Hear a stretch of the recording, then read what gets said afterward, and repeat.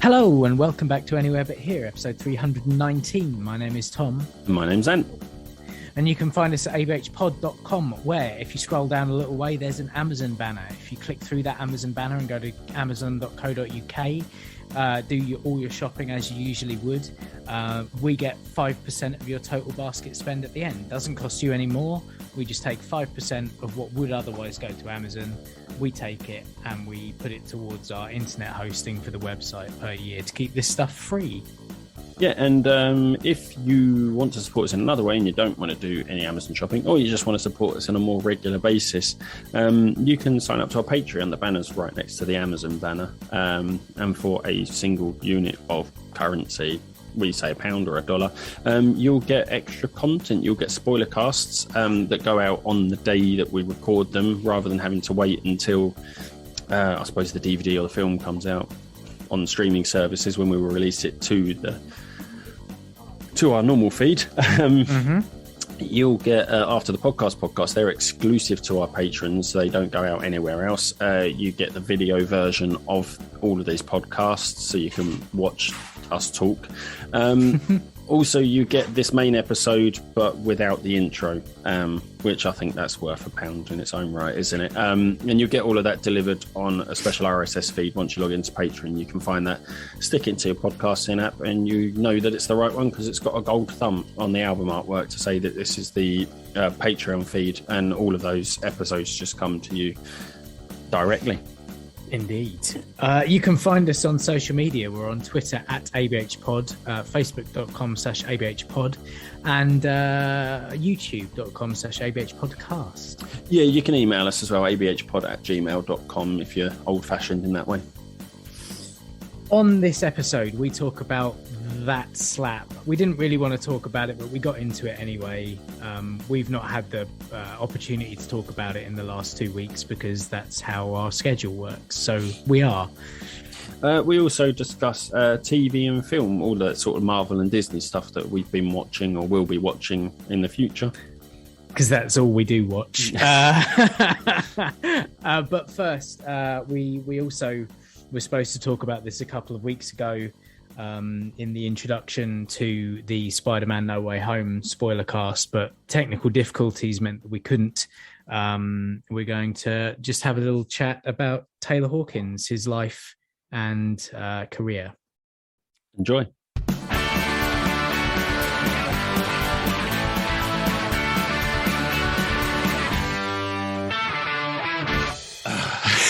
Hey. It's Saturday. It's weird. Don't understand how to coming in with that energy things on a Saturday after a band practice the night before. Yeah. Formula One qualifying this morning at 7:00. Oh yeah. Yeah. Nice. It's in Australia, so therefore, which yes. So I have been up, but then I went back to bed and then I fell asleep, and that's kind of the reason that we're slightly late, if I'm honest. It's all my fault.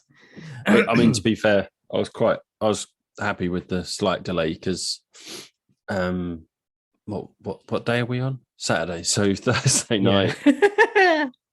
Thursday night we went to see Jersey Boys in London.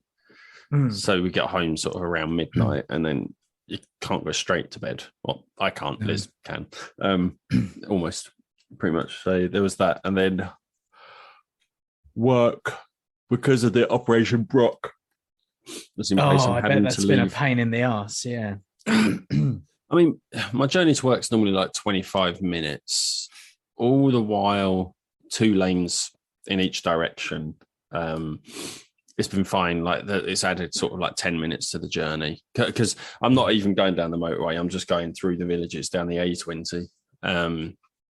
So it adds 10 minutes to the journey. But Friday, the M20 was completely closed coastbound.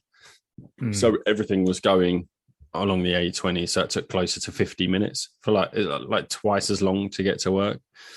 So it's like leaving earlier, which means getting up earlier. Yeah. So I went to see Jersey Boys. And then I had to get up earlier. Then we had band practice. So I was quite glad of the like I had my breakfast and I had my coffee and I was thinking, right, I'll get set up in a second. And then your message was like, can we delay? I'm like, yeah, fine. And just sat there and just relaxed and enjoyed my coffee. Fair play. Yeah, so it was nice. And then I'm going to the O2 tonight to see Jeff Wayne's War of the Worlds concert. Excellent. Yeah. So tomorrow I will be sleeping. I was going to say, it seems like Sunday should be a day of rest now this week. For sure. Yeah. And not for religious purposes. No, just for recovery. Because I'm fucking tired. Yeah, it's really good. No, I've had a similarly busy couple of weeks, really. What with lots of work going on, which is great. We can't complain about. No. But we can complain because about it, it's busy. But yeah. Been on a couple of babysitting days this week as well, which kind of compresses the amount of work that I can do. Yeah, because there's a small person running around like a mentalist, as they are wont to do. And also, like, every interview that I've been trying to get for band biographies since December has basically all gone, oh yeah, I've got time to do it this week. And so I did like 3 interviews in like a few days. Wow. Yeah. So on top of obviously, the band practices and all that kind of thing as well. But in the interviews, it's not just like, oh, I did 3 interviews. It's like I had to plan and arrange, and then obviously you're going to have to edit them. And interestingly, I had a phone call about your band biography's domain name the other day. Oh, really? Yeah. Oh, we can see you got this, and there doesn't seem to be any website, a link to it. Like, what is it? And I was like, no, redirect, it's fine. He's not interested. Oh, what sort of business is it? I said, well, it's my friend's domain, so I'm not going to be talking to them about it. So I'm not talking to you about his affairs. Like, no. It's obviously just a company that goes around and looks for websites and just tries to offer you to build a website for that. I wonder if they do like Facebook. Right. They just pick random ones and they put like Facebook and call someone at Facebook and like, hey, can we build a website for you? You know what I mean? Like, it's so ridiculous. Normally with those calls, because I've got the Google Pixel, it's got the Google Assistant. Just click a button and then the phone answers it for you, and it's like an automated message. And then you get the transcript on your phone. And I'm assuming, because it's never happened, I'm assuming when the person talks back, it would transcribe what they're saying, so you can choose whether to answer it or not. Oh, right. Okay. But interesting. They usually hang up as soon as they go, hello, the number you have called are using a screening service from Google. Like, it's really cool. I just tap a button and it reads it, and then they hang up and I don't have to talk to them. That's pretty good. I like the idea of that. But they keep calling back. So, because I've not answered them. I get like 2 calls a day from random numbers from throughout the UK. And occasionally I answer. And of course, they do that thing of like, because it's not a person doing the calling, it's a machine. And then it puts you through to an operator. There's always like a 2 or 3 second gap of dead air. So I'm like, hello, too late, bang. Hang up. Just as they start saying hello, you're like, too late. Yeah. They never calls you on. But yeah, it was about band biographies. I'm like, it redirects to a website. It's fine. There is a website attached to it. Yeah. Just there's no hosting. There's no hosting attached to it because it redirects. But oh well. Yeah. But yeah, so yeah, busy time. And we had some technical difficulties last time 2 weeks ago. Yeah, I don't know what happened. Like, it's fine now. I honestly don't know what happened that day. It was just my internet just completely crapped out on us.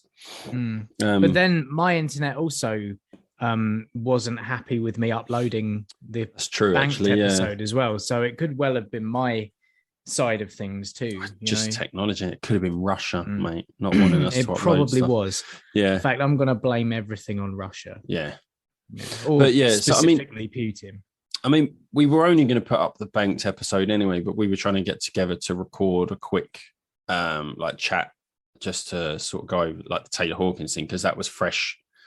You know, it was like what, a day, 2 days after. Yeah, I think. And we were sort of like, well, we couldn't record a full episode because we didn't have time, but we couldn't not address it. And then we ended up not addressing it anyway, because technology. But yeah. And then, like, obviously there was another thing that happened that night as well, which was, you know, took the emphasis off almost everything for about 2 days. Yeah, so the Taylor Hawkins thing, that was we were talking about it a little bit last night as well. Yeah. Yeah. Sad. Mate, I was just completely lost for words. It's one of those ones when you hear it, like when you hear about musicians dying and stuff like that, it doesn't really affect you too, like it doesn't seem to affect you too much. But this one, and the thing is, it's like I'm not like a diehard massive Foo Fighters fan. Like I do, like, don't get me wrong, I love them. Like I think they write fantastic music and they're great fun to watch live. But for some reason, Taylor Hawkins dying was just a bit like, it kind of hit me, and I was like, wow. Like it's one of those ones you don't expect to affect you as much as it does. But yeah, it's such a shock. Because I think the thing with them is they're just such a nice band. They're just like really nice guys. And, you know, I mean, the outpouring from other musicians and actors and whatnot kind of just goes to show everyone loved them. Yeah. I don't think they had any enemies. I don't think they have any enemies whatsoever. I mean, Dave Grohl's had the reputation of the nicest guy in rock for very, very many years. Yeah. He's got a lot of, obviously a lot of goodwill from the Nirvana days anyway. But since then has obviously built this band that's become arguably bigger than Nirvana were. I would say, because it's difficult to sort of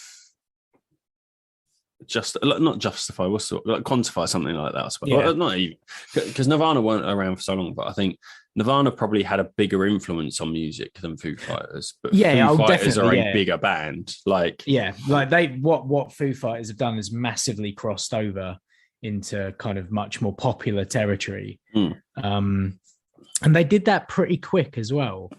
Like I want to say it was Learn to Fly was probably when they became, and I think a huge part of that was the video. Yeah, because it was like MTV when they were showing music videos, and it was just, people liked the video, and the song was like a nice, accessible song to a lot of people. Yeah, but that's the first one I really remember myself. And it was around about then that they started making those kind of fun videos.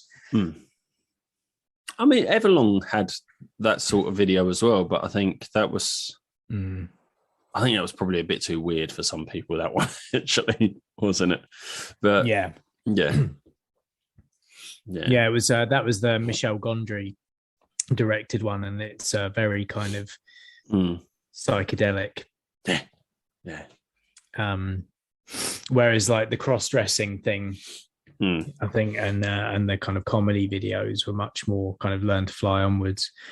Not every video, obviously, but they kind of made one of these every now and then, didn't they?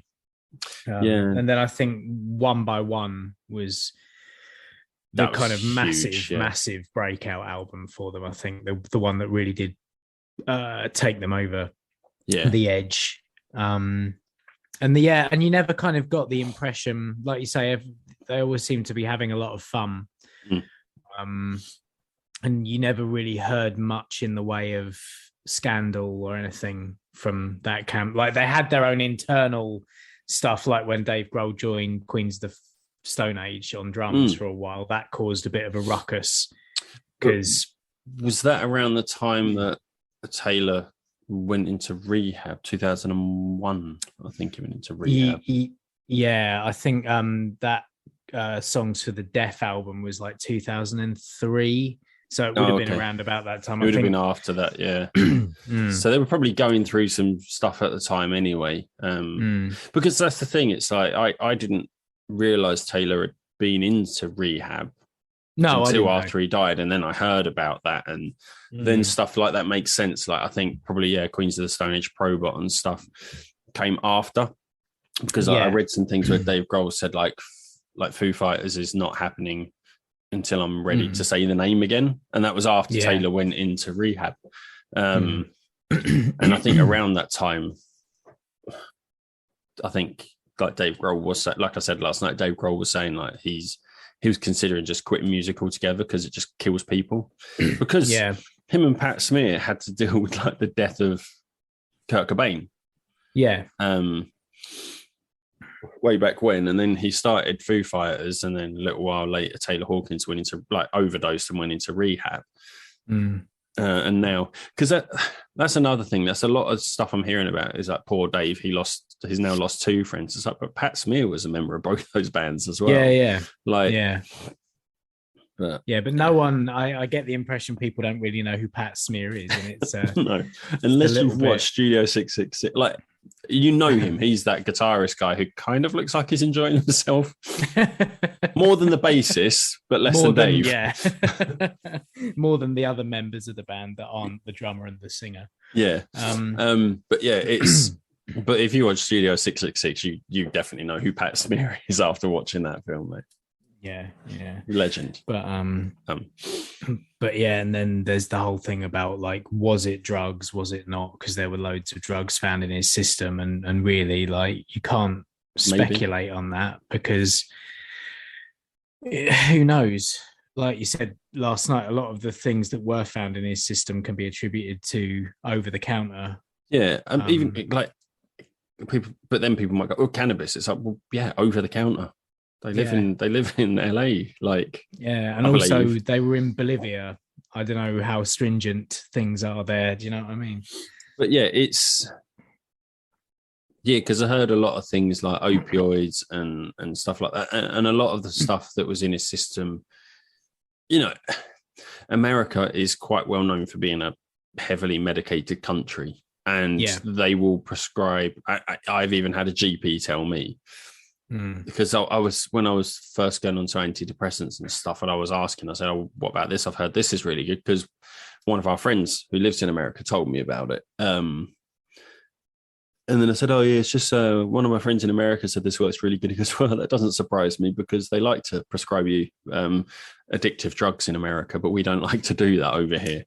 Yeah, like it's a different way of doing business. It's a business rather than a healthcare system, if you like.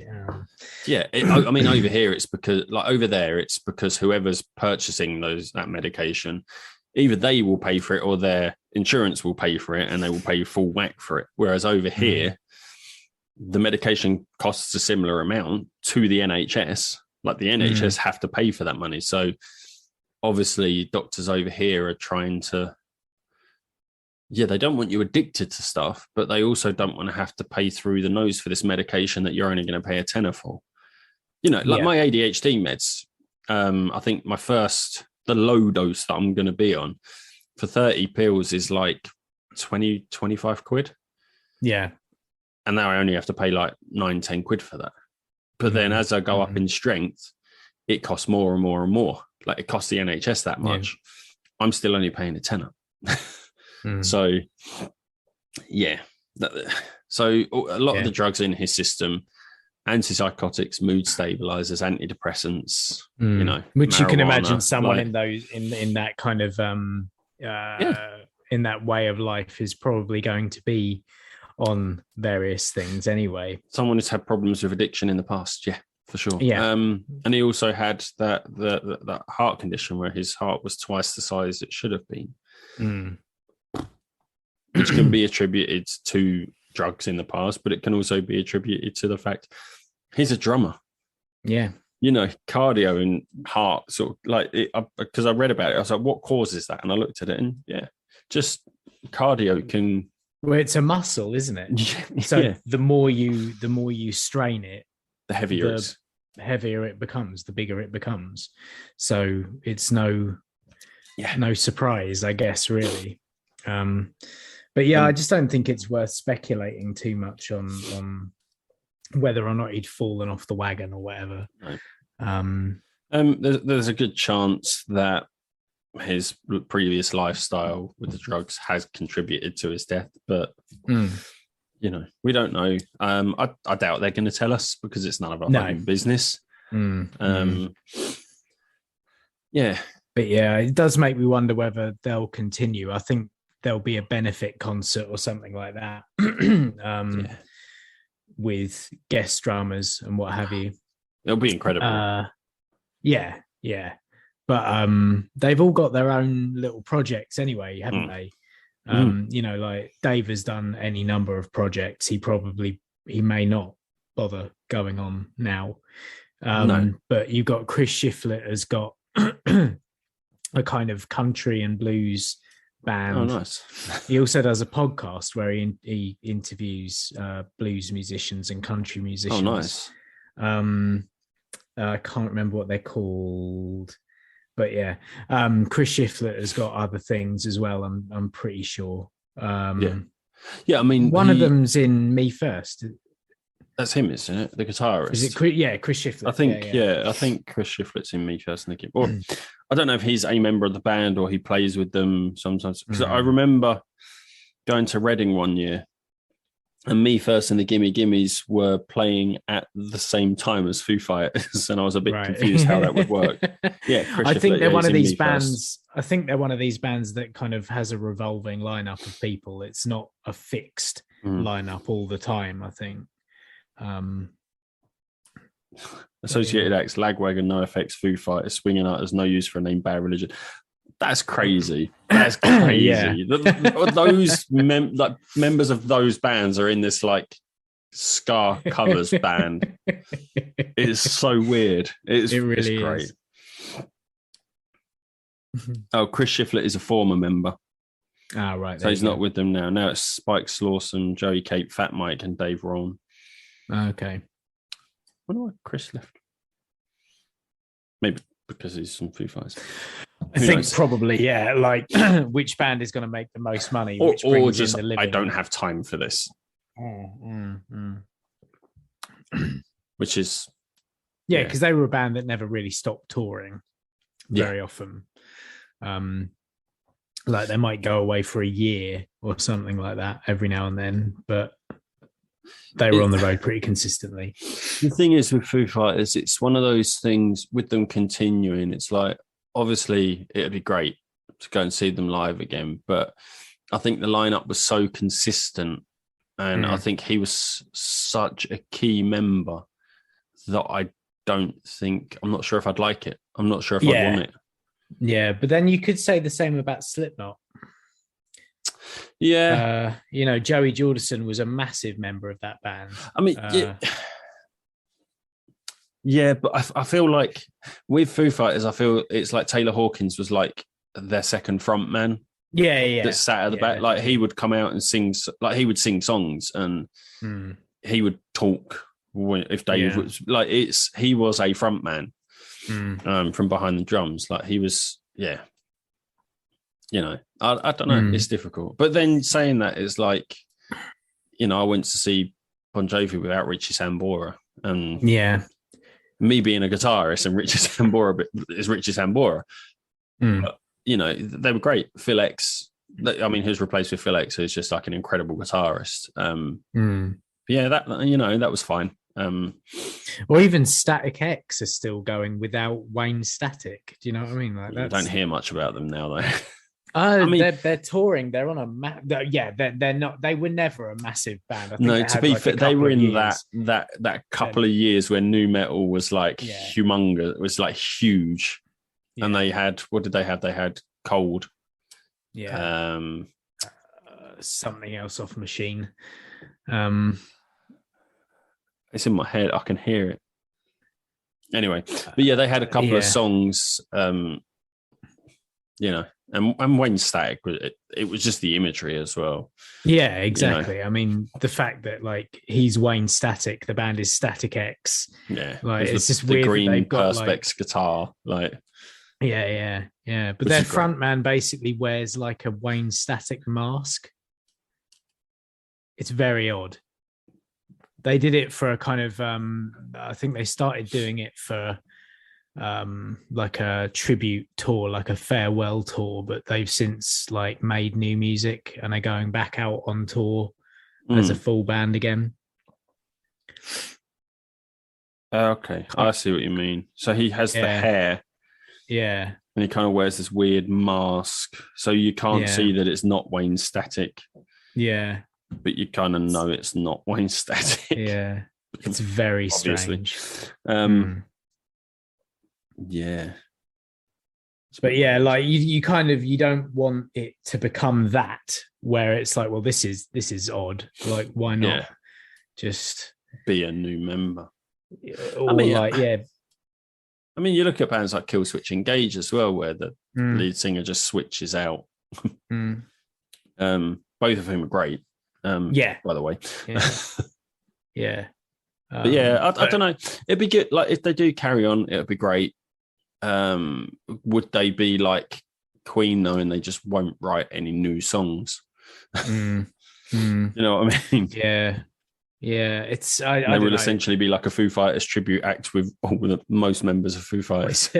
But yeah, I think just have to wait and see, I guess. Yeah, but I think whatever decision has got to be the right decision for them, hasn't it? You know, it might be that Dave has had enough this time. You know, this is one step too far. And, and that's fine. Perfectly reasonable, isn't it? Yeah. Absolutely. I mean, we've got all of their music still, like huge catalogue of fantastic songs. So, and a Bee Gees album. It's a little bit like it's a little bit gutting that the last album they released was a Bee Gees cover album.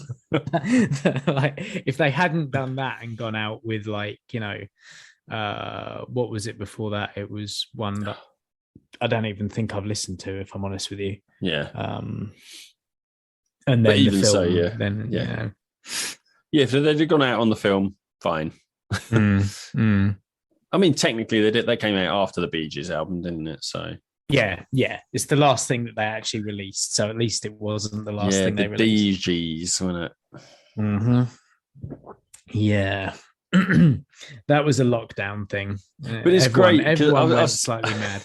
I saw a video because they actually done a music video for at least one of them, right? And I just looked at the comments, and like someone was like, "Foo Fighters have reached a stage now where they could just do whatever the fuck they want."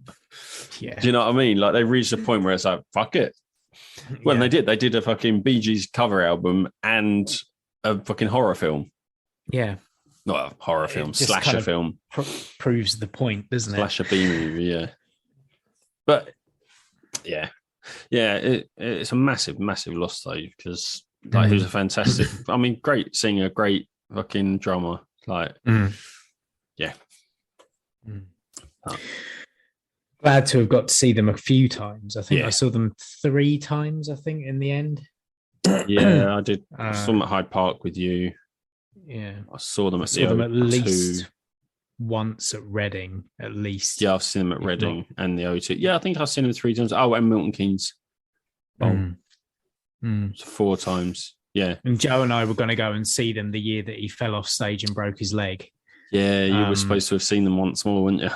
Yeah, and they didn't. They didn't kind of keep people's tickets over for another gig. Like, they didn't do that. They just gave refunds. Yeah. Which was a little bit annoying. Yeah. But, you know, hey, he broke his leg. He carried on playing everywhere else with a broken leg, but he just didn't play in the UK with a broken leg. No, not at all, you know. Yeah, I'm still waiting for Adamant to have another episode before June, which is when we're supposed to be seeing him. Yeah. He was supposed to have played in March. And had a little wobble. So Liz and I, we were discussing it in the car that we think it's probably been 10 years since we saw the Foo Fighters last. And that was at Reading Festival. Right. Yeah. Long time ago. I think that was and this is what we were saying. Tour. I mean, I don't think I've I liked Wasting Light. That was the last album that I actually kind of thought was any good. And before that, I think probably One by One was the last album that I really, really liked. The rest was a bit kind of they blew very hot and cold. Yeah, and it's one of those. They're one of those bands where they might release an album which was great, and then the next album will have one or two good songs on it. I think Medicine at Midnight, I think is, because that was the album before DG's. I think that's got a couple of, that's one of those ones that's got a couple of really good songs on it. Yeah. Sonic Highways was a good album. I thought that had moments. I thought it was better when you watched the documentary along with it, if I'm honest. Yeah, I suppose, the whole point of it was a documentary that happened to create an album along the way. Concrete and Gold had a couple of, like, Run, Dirty Water. Had a couple of, I forgot about that one. Yeah, that had a couple of good songs. Yes, and that's the thing, it's like every album, you can count on, like, if you listen to an album, there will be a song on there that is fantastic. And that every album consistently. Yeah. But there will be a few albums where there will be songs where you kind of go, oh, all right, I suppose. Like, it's... Yeah. Echo, Silence, Patience and Grace. Yeah. I mean, like I said, there's a strong back catalogue there. And it's not going anywhere. So, Yeah, I think probably on that subject of there will be albums with great songs and some with like mediocre songs. I don't think there's any albums with bad songs. No. I don't think there's any bad songs. No, I wouldn't have said so. There's a lot of songs that aren't for me. On the later albums, I think there's always like a few that I'm like, don't know about this one. Well, the last album, technically, The Sky is a Neighborhood, is one that comes to mind. That's an odd song. Yeah. There is actually another album. Is it? There is another Foo Fighters album, but it's not Foo Fighters. It's Dream Window. What's that? That's the band from the film. Of course, yeah. But yeah, did they release that as 8 songs? Yeah, March 25th it came out. Oh right, okay. So their metal album was the last album that they released. I haven't listened to the whole album yet, but I will do. I've listened to the one song that they released with the song which was March of the Insane. But it'll be interesting to hear the actual album. Yeah, we played that on here, didn't we, as a kind of reaction thing about a month or so back. Yeah, on the After the podcast was in it. Yeah. Awesome. And then, of course, that Sunday that we would have recorded was the Oscars, which I'd completely forgot about. And that whole thing happened. That we're all completely bored to death of discussing and kind of hearing about. But the worst thing is it really overshadowed a lot of great things that happened. Like do I know who won anything? Is that on with Billie Eilish? Was that this year? Billie Eilish won the Best Original Song, or was that the year before? That would have been the year before. Yeah. The main supporting actor who won was the first deaf person to win an Oscar. You also had Samuel L. Jackson getting a Lifetime Achievement Award that wasn't even televised. I didn't even know anything about that. Exactly, yeah. No one's talking about the things that happened. And also during part of his, I don't know whether it was part of his speech, but I've seen a thing where Sam Jackson's up at the lectern and he gets Uma Thurman and John Travolta up and they do the dance from Pulp Fiction. And that wasn't televised? No. What? This is the thing with the Oscars, though. I mean, like, they're so ridiculous with what they choose to show and don't. Well, because they've cut out, like, loads of stuff like wardrobe, makeup, like all of the sort of background stuff doesn't really get televised. Because it's not sexy, is it? Even though these people work harder than most of the actors It's become such a thing though that if they did televise it, it would be like a day-long event, wouldn't it? It's crazy. Yeah, I like mean, it's it's long already enough as ridiculous. It is. Yeah. It's because of all the stupid skits and stuff between. Yeah. And that's the other thing. Like the whole, and it's getting the same with the BAFTAs as well. Like they hire people, like this year for the BAFTAs, it was Rebel Wilson. And just, I don't know, like just present the things, don't labor your point. Don't have why do skits? I don't know, like I don't find it funny. Right. Okay, of course. Search Academy Awards 2022. The only thing that comes up. Yeah. I saw an interview, Ellen, the Ellen show with Wanda Sykes, and Chris Rock actually came up to her and apologized. Right. And she was like, "Why are you apologizing?" He goes, "Because tonight was supposed to be your night because you're presenting the Oscars. Everyone's just going to be talking about that now." Like the fact that he felt the need to apologize to her. I think over that, which if I'm going to come down on a side, I'm on Chris Rock's side. Mm-hmm.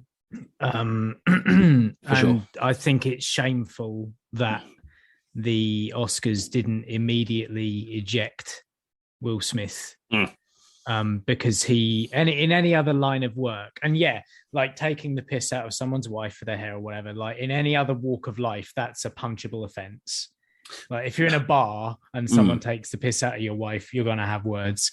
The better thing for him to have done was to get up there and kind of actually take the mic rather than resort to violence. But also the Academy should be ashamed of itself because they allowed an employee to be physically abused while doing a job for the Academy, and they did nothing to stop it or help. There was no punishment. Then 15 minutes later, he's given an award and then given a standing ovation. The standing ovation was the thing that really got me. It's like Hollywood's always been so fucking like, oh, we're above everyone else. Look at how pious and brilliant we are, and we do all this work for charity, and people should stop having wars, and people should stop doing this and stop. I would never do that. And then they've awarded this guy who's just punched someone, and it's weird because everyone's applauding and giving him a standing ovation. The thing is, you don't know how that's going to have affected Chris Rock to be slapped like in front of everyone, and then to see he's a stand-up comic. Like he's used to heckling, and I suppose in his earlier days he might have had people try and get up on stage with him, but in that. Because the thing is, it's that setting as well. It's in that room full of people. It's that many people around the world watching. How and it's something you're probably proud of is presenting an award at the Oscars, and then to get hit. And then 15 minutes later, the guy that hit you got an award and then got a standing ovation. Like it sort of, it sort of plays down the thing, and it's like it's awful. And it was it was a stupid joke as well. Like it wasn't even like a relevant joke. It was odd. It was an odd choice of joke to kind of do, and Have you seen the video of, I think someone started filming from the audience as Will Smith started walking onto the stage, does the slap and then comes and walks down, and Jada doesn't even acknowledge Will, like that he'd done anything. That's a very, very odd. And then she laughs when Chris Rock said, "I just got bitch slapped by Will Smith." She sort of laughs at that joke. And it's like, it's weird. One of my favourite reactions is Lupita Nyong'o sitting behind. I don't know whether I saw. Oh, right, sitting behind. Oh shit! Like it's just that frozen in place. Like but it's so weird. Like Wanda Sykes said, she had the perfect joke if he had been thrown out. Because like when the award was presented, she would have accepted it on his behalf and been like, "Will Smith can't be here tonight," which to me that would have been great. Yeah. It's so bizarre, isn't it? And then obviously he's made his apology now, blah blah blah. And he's retired. People, He's left stepped down from the academy and whatever. But people are saying he should have this award taken away from him. Yeah, that opens up a massive can of worms. I don't agree with that, because he's getting an award for his work. Yeah. Which he did, and he deserves. But equally, you've got to think they haven't taken an awards back from like Roman Polanski or lots of people who should. Yeah. Like I say, it opens up a massive can of worms. And then you've got to go back into the history of anyone who's ever won an Oscar. And just judge them by today's standards, and it should have been one of those things where he was punished on the night. You're not allowed to go up and accept your award. That is your punishment. He should have been. He should have You're been not allowed taken to out thank of the people. venue. Yeah, you're not allowed to give you thanks. To take the stage. Yeah, no, you're not allowed your moment. You've got your award, but you're not having your moment. Yeah, that should be the punishment. But such is the way of things. But then, no, I don't know. There's lots of chat online, like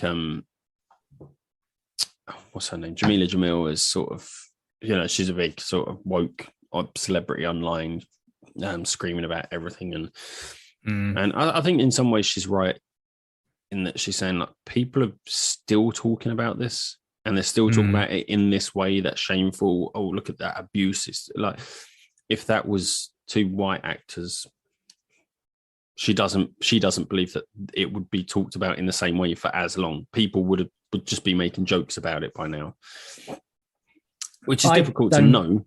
Yeah, exactly. You can't say that. But it's the fact that I think it's more the language that's being used when people are talking about it. Like disturbing act of violence and stuff like that. And it's like, it's totally wrong. But at the end of the day, it was a slap. Yeah. It's not a disturbing act of violence. Yeah, absolutely. But from a technical point of view, an employee was assaulted by someone who was a guest at an event at which they were being paid to do a job. And no one in any walk of life should expect to be assaulted at work. I was assaulted at work once, and it's not a nice feeling. No, exactly. You should be protected from that sort of thing by your employer, which, again, in this case, it wasn't. But I think her point is the language that's being used surrounding this. She feels it's heightened because of their race. Which, of course she does, because she's she's a troll. It's not that. I just think in the 21st century, there's no excuse for that. No, whoever you are, like there's no. I mean, we've been talking about it with the war in Ukraine. Like, there's no excuse in the 21st century for going to war. No. Like, not at all. Diplomacy is always an option. Talking things through is always an option. Acting like the bigger man is always an option. It's what I want to see is the camera angle that's just constantly on Will and Jada, because what you see is Chris Rock makes the joke. It cuts to Will them. Smith laughs. He's laughing about it. It cuts back to Chris Rock. And then you see Will Smith. I want to see what happened between the laugh. It could be that awkward laugh. It could be that thing where he laughs because that's the thing you do. And then thought, actually, do you know what? No, fuck this guy. Like, it could just be something simple as that. Yeah. Or could it be the fact that he looked at Jada, she wasn't laughing. He thought, oh, shit, I need to protect her. Yeah. Because, she fucks around and I want her to like me again. As he does. Like, they're both like that whole relationship is. I think he does now. Yeah, I think it was kind of like she was doing it and he was like, okay, so I'm going to allow that, and now I'm going to. I think they've both been at it the whole time. I think like they've got a famously open, but they talk about all of it, so it's okay. Like, they let each other know, and that in itself is a very strange standpoint to come from. There are people like that though that have polyamorous relationships. Yeah, of course. Yeah, Each to their own. Equally, I think like, it gets talked about so much because they're in the public, because of who they are. Exactly. Yeah. But like, you know, he's come out and said about like historical abuse with his father and all this kind of stuff. And Chris Rock has equally come out and said, I'm slightly autistic. I don't always understand non-verbal cues from people. And that was some fucking non-verbal cue. Yeah. I thought he handled it like a champ, though. Yeah, for sure. Like, he didn't He could have fought back. Flustered. I don't understand why people are talking about the size of the two guys, though. No. Like twice the size, slapping that little guy. No, that doesn't come into it, mate. Like, doesn't come into it. No. At all. No, it's just, again, like, my whole thing is human decency. Yeah. Nothing should ever come to that, especially in an arena like that. It's awful. Yeah. But being the 21st century, there are some great memes. Yeah. Some really good memes out there for it. The Pod Pals group chat exploded. And I even made a meme based on. So I think somebody put something on Facebook about it, and they had a picture of a hand. It said "Paper always beats rock." Yeah, so like that was their comment. So then I went and looked for a picture of Will Smith with his hand in the air and put the meme caption underneath, "Paper always beats rock." Do you know, it was just, I sort of created it because somebody made a joke and I was like, that's really funny. I'm going to improve on that. Yeah. Stole someone else's joke. But yeah, there were some really, really good ones. I mean, I don't know if you've seen the Pod Pals group this morning about that hair. Yeah, I have. Yeah, I have. We got some, it gets dark in there sometimes. Yeah.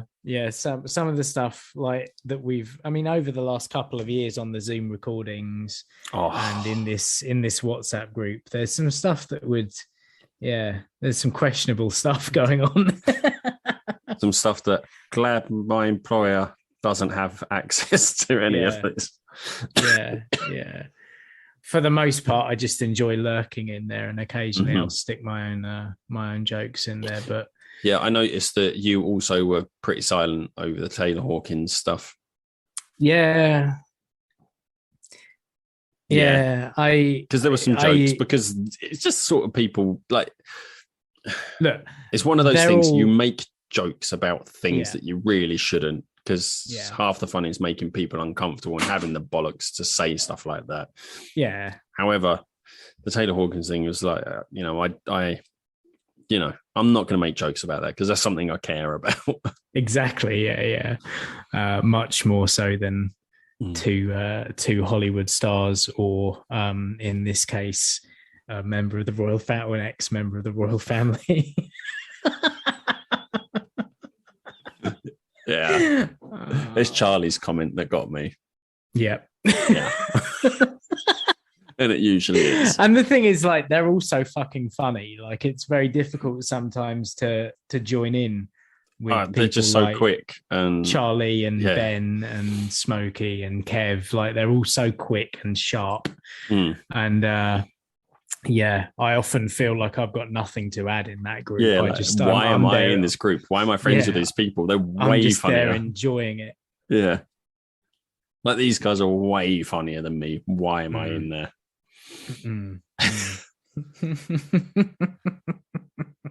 Oh well, we've had our moments. Yeah. That's it, mate. We bide our time. We do it, when it's least expected. Yeah. Oh man. Funny. Sorry. If you're not watching the video of this, become a Patreon. You get to see what Tom just laughed at. My daughter's trying to cook. She's doing hash browns. She just keeps coming up and asking me silent questions. Bless. I don't know what else has gone on, because apart from the two massive bits of news and the fact that there's still a war on, really I've done nothing else but work. And do like Zoom calls and shit. Like, so I suppose we can do sort of non-spoilery stuff, but all it's going to be is going to be like, I got my copy of Spider-Man No Way Home like 3 days before it was released. Oh, nice. Somehow, because Amazon are great, apparently. Yeah. Yeah, they do that quite a bit sometimes. Amazon are great. I got some fine tip pens instead of The Last of Us 2. So you did. Yeah. They're great sometimes. But yeah, so watch that. Joe really enjoyed it. I managed to keep everything from her. Oh, really? And yeah. So it's a nice. Oh yeah, because when we did this, we had to do the spoiler cast when she left, didn't we? Yeah, we. That's why we were sort of like, when are we recording? I don't know when we're recording. Oh, yeah. Yeah, so as Joe left, we sort of like, right, quick, let's do the spoiler cast before she gets back. Yeah. And even though like some of the adverts for it on Sky, for example, show all 3 Spider-Men swinging through around. Yeah. I've not seen any of the ads. Yeah. It's only because we put on The Simpsons while we're doing dinner. It just hasn't clicked of an evening, with her. And like magically, she's somehow not seen it. Yeah. So yeah. So Did she reacted excited in all the right places. Yeah, Brilliant. like the Matt Murdock scene. She was like, "Oh, this just went up a couple of notches." Yeah. Catch brick. I'm just a really good lawyer. So good. But then when it got to the end of the film, she was like, "What happened to Daredevil?" Good point. Good question. Yeah, very good question. But yeah, so and then since then we've had 2 episodes of Moonknight go live on Disney Plus as well. Yeah, I've only watched the first one so far. I haven't watched the second one yet. We'll be watching that this afternoon. Well, before I go to fucking more of the worms. Oh god. But that was quite fun. Yeah, it's interesting. We got to the end of, like I said to you last night, we got to the end of the first episode, and Liz was like, "I've got no idea what's going on. I really like it, but I've got no idea what's going on." Yeah, pretty much.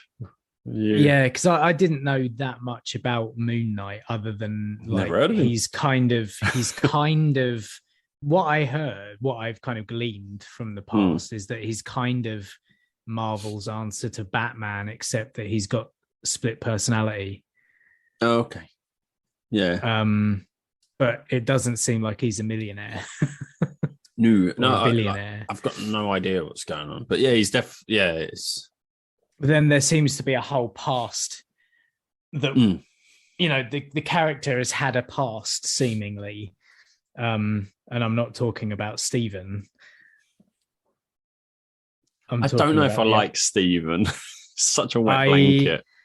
Yeah, and like we were talking last night, his accent is Dick Van Dyke levels of slightly wrong.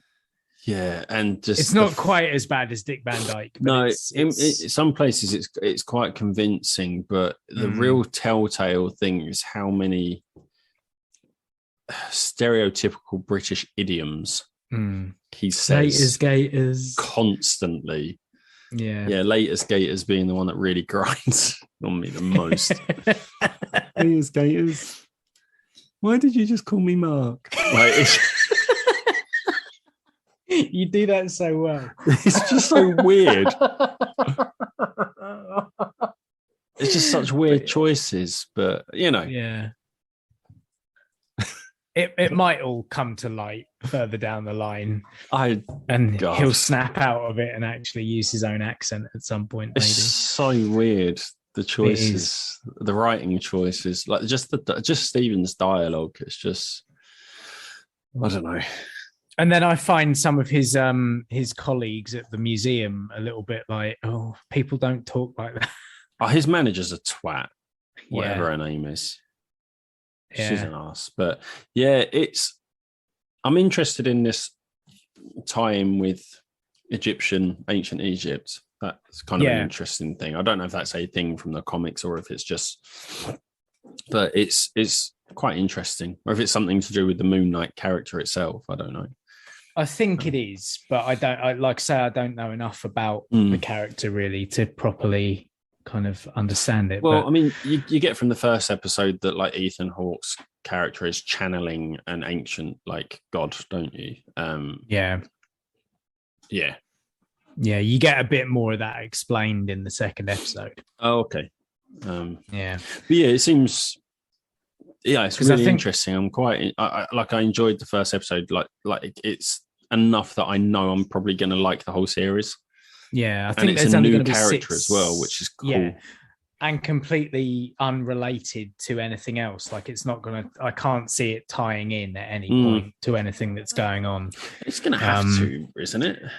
Well, maybe, but apparently what I heard was that he's only signed a 6-episode deal. He's not in like where like Chris Evans had signed like a 12-picture deal where he appeared in various things here, there, and everywhere, and they all kind of signed to like, or even some of the TV show people. Obviously, you've got Wanda and Vision, and they have to appear in films as well as TV.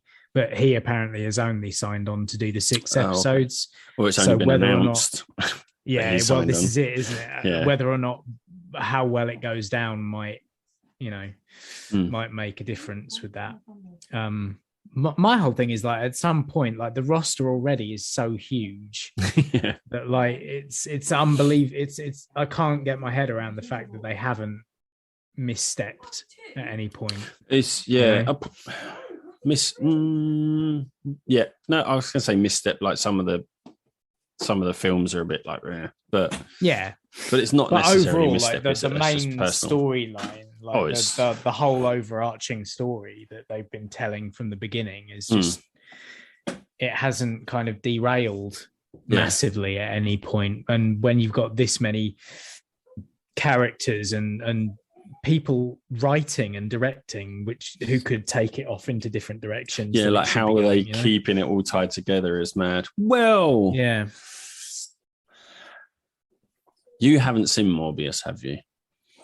No, but then it's not Marvel, is it? It's Sony Marvel. But then Spider-Man's Sony Marvel. Yeah, but they have much more ownership over the whole Spider-Man thing, don't they? Like to the point where like I was looking forward to Venom showing up in No Way Home, and then he really didn't at all until the very end, obviously. But it wasn't like he didn't get to interact. And I think that's the thing, isn't it? Like the Spider-Man character interacts with the MCU, but none of the people from the Sony universe were allowed in and stay in or interact with any of the MCU people, because the Spider-Man character is the character that they want back. They're not massively interested in all the peripheral ones, I don't think. That's true. Although I've heard about the Vulture thing. Although I've also heard they massively bigged that up in the trailers to make it look like he was going to be like a major part of the film, and actually he isn't at all. It's an after credits scene. Yeah. Like they put it in a trailer, but it's an after credits scene. It's basically throughout the. I'm not going to spoil the film as such. But I have zero expectations. But other people, people might. But basically, like you have the film, and there's no mention. From what I can remember, there's no mention of anything other than the bit you see in the trailer where someone goes, "Oh, who are you?" And he goes, "I'm Venom." Like, it's like clearly not. But you know, like there's no mention other than I'm Venom. But that does he mean the character, or you know, says I'm Venom. Other than that, there's nothing to do with anything. Right. And then the after credit scenes, they shoehorn big crack in the sky and Vulture. And that's how they tie it. Like, there's no other relation to the whole. And then they just do that big crack in the sky, which looks awful compared to how really? It's like it's definitely had a different effects team working on that. You know, they do the big crack in the sky, and then Vulture shows up, and you're like, that's kind of shoehorned in. Like they're trying to be like, please let us play in the MCU. Or maybe it's also the MCU being like, I don't know whether we can do the Vulture again. Here, have him.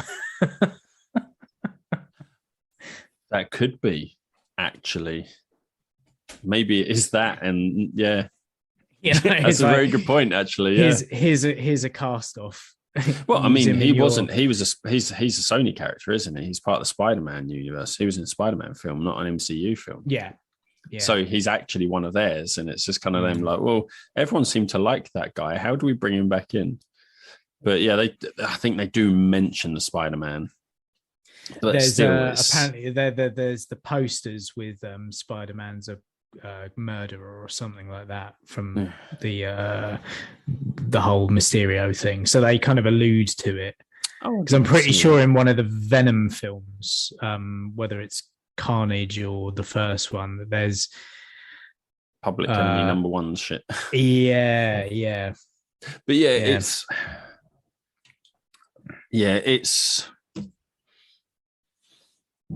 fine.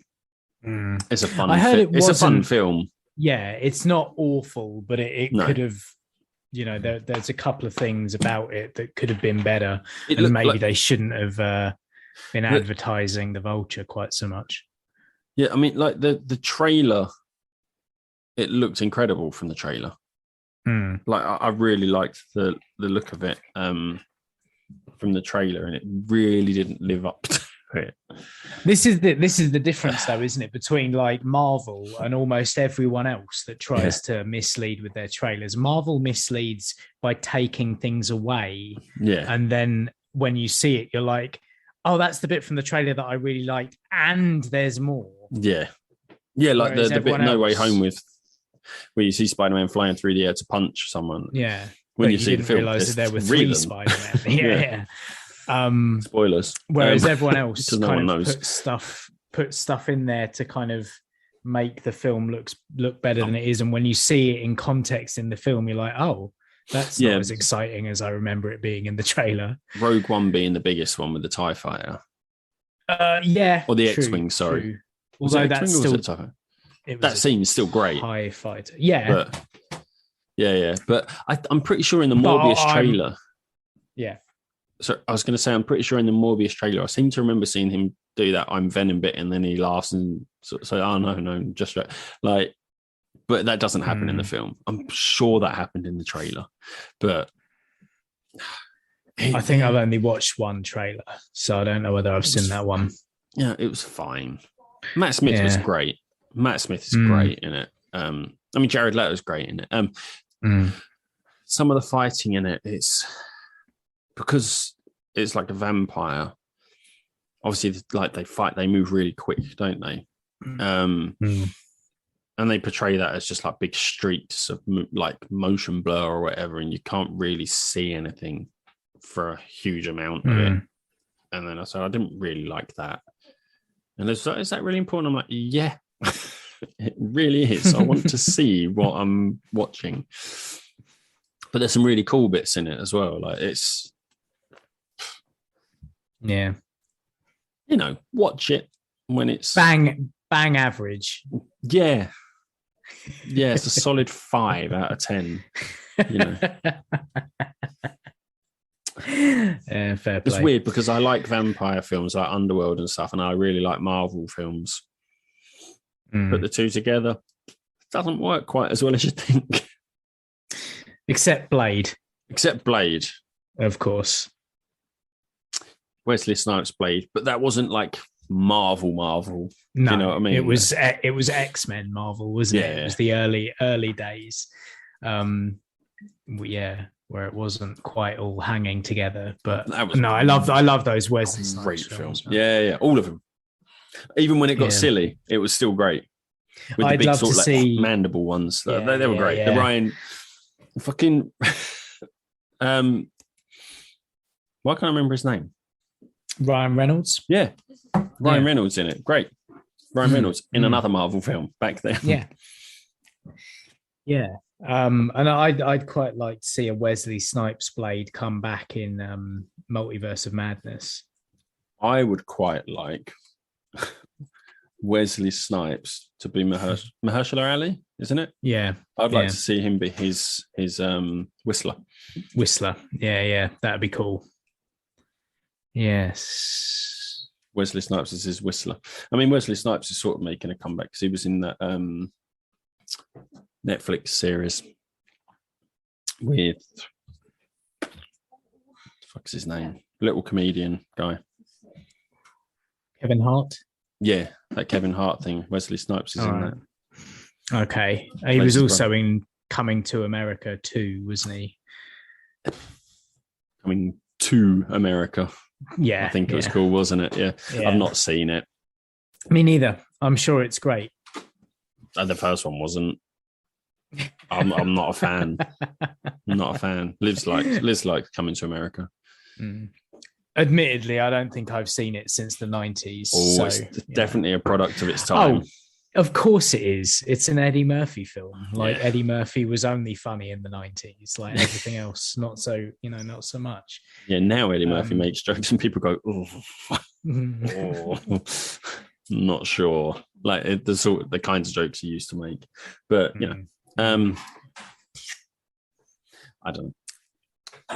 Yeah, Morbius. But yeah, so have you seen the really good news recently, Tom? I'm sure you'll appreciate this news. Orphan Black, they're making a new series. Oh yeah? What number is this? Like, I don't know. It's not Tatiana Maslany. Oh, okay. No, I don't think it's Tatiana Maslany. It's not her anymore. It's like an extension of the universe, I believe. Because they carried on with an audio, like 2 seasons. I think it was 2 seasons. Really? Podcast, yeah. Wow. A 2-season podcast series, I think. And then they're making a new TV series that's been picked up by AMC, I think. But I like that universe. Yeah, 2 seasons, and is the Orphan Black: The Next Chapter was the audio series, right? And I think. Yeah, that's got Tatiana Maslany in it. So that's about the same character, the audio drama. I don't think the new series will be. But yeah, it'll be good. I'm looking forward to it. I've got to listen to the audio series now because that's canon. Yeah, you can't let that escape. No. Looking forward to seeing her in She-Hulk at some point this year. Yeah, for sure. Do you know what really annoys me, actually, is on Facebook, I don't know if you see them, you get the recommended posts, don't you? Where they're like, you're going to like this, and it's like She-Hulk teaser trailer. But then when you go to it, it's like a fan-made trailer. And you're like, it's not, what are you doing? Stop doing that to me. Pisses me right off. I don't look at anything on Facebook anymore. Any of those videos, I just don't look at them anymore. I sort of treat it as my news where I see it and I go, oh, cool. And then hop over to YouTube to try and find the trailer. Is it real? No, it's because I don't want to click that link because then you're going to have to go through 10 pages till you finally get to the video. And each page only has a paragraph and it's like, click next to keep reading. Just to get those page views up. Pisses me right off, that stuff. No, I mean, I need to get onto the new series Star Trek Picard because I haven't yet, and I forgot that it was out. And then it will be the Obi-Wan show, which will probably be just as ponderous and unactiony as all the other Star Wars TV shows so far. Yeah, still need to finish Mandalorian and probably Book of Boba Fett because I feel like you need to watch Mandalorian before Boba Fett. I think you should probably just watch episode 5 of Boba Fett. Oh, is that the only one that matters? It's basically another episode of The Mandalorian. Oh, yeah. Like, yeah, I kind of enjoyed it, but I get why people don't like it. Because it is just like a whole bunch of like, oh, wow. So with this character that we all thought was amazing and cool, even though he was crap. Yeah. The idea of him was cool. And then you're shown loads of him getting his ass beaten. And then he takes over Mos Eisley and doesn't enforce any. Like it's just not what you expect. No, I feel like they're doing that a lot with characters these days. It's kind of like you got to make them more relatable and grounded. So what we're going to do is beat the shit out of them before they succeed. Yeah. Do you know what I mean? It seems to be a thing now. It's like, this guy you thought was really hard, he actually got beaten the shit out of. Yeah. To show like a vulnerable side or something like that. And it's like, well, why can't we just have like, and they're all fictional anyway. Why not make them Superman? Yeah. Yeah. Why not just, it doesn't matter. We don't care. We watch it because we want to see these hero people. Yeah. Yeah. I'm really not sure what to expect of the Obi-Wan show, because it seems to me that like basically it's Obi-Wan in hiding. So is he just going to be in a cave creepily watching Luke grow up? Yeah, is it going to be that bit where he goes into hiding just to watch over Luke? Yeah. Before Luke comes to him and goes, "Oh, Obi-Wan, do you think that's Ben?" The shittest disguise in history. Yeah. Old Ben Kenobi. Oh, could that be Obi-Wan Kenobi, do you think? Do you think Obi-Wan Kenobi and old Ben Kenobi are the same person? How many Kenobis do you know? I mean... I mean, maybe it's a name like Smith in Star Wars, but yeah, I've still never heard anyone else called Kenobi, because no one in these universes has similar names. I know Ben Kenobi, I know John Kenobi, I know Craig Kenobi. None of them are related. It's Robert weird. Kenobi. such a common name. Robert Kenobi, or as we call him, Bob. Bob Kenobi. Yes. Anyway, and then the main bit I like Ewan McGregor, so Yeah, exactly. It'll be nice to see him kind of reprise that role and go not looking like a child. Well, he looked like that. He's doing the long hair, beard sort of look, isn't he? Yeah. I'm sure it'll be good. Are they bringing Hayden? No, they can't. Is he coming? I think he's going to be in it as Vader, isn't he? He is going to be Vader in it, yeah. So he'll be voice modulated in a suit, so that'll be fine. Yeah. And maybe they'll do some more kind of Rogue One style badass fighting from him again, which was awesome. Oh, it won't be his voice, actually, will it? No, it'll be James Earl Jones still, won't it? So it doesn't matter who's in the suit. But I'm sure there'll be bits where he takes his helmet off, exactly. because he's young, so he doesn't need it quite as much. Yeah, as David even Prowse though did. That's at the point. Although it wasn't David Prowse, was it? When the helmet came off, it was somebody else. No, it was somebody else. Even somebody else when the helmet came off, but David Prowse when the helmet was on, with James Earl Jones doing the voice, and someone else doing the breathing. You're a traitor to the Rebel Alliance. Wouldn't work. Your lack of faith is disturbing. Oh dear. Anyway. But shall we go and do a spoiler cast? Yeah, I think so. Okay. So for the patrons, we're going to go and talk about the Batman, which we were supposed to do 2 weeks ago and didn't. For sure. So go and make sure to become a patron for 1 unit of your local currency per month. As we don't know how it works, plus taxes or VAT, I'm not sure. Yeah, we'll go do that now. All right, nice one. Well, till next time, I've been Tom. I've been Ant. Bye.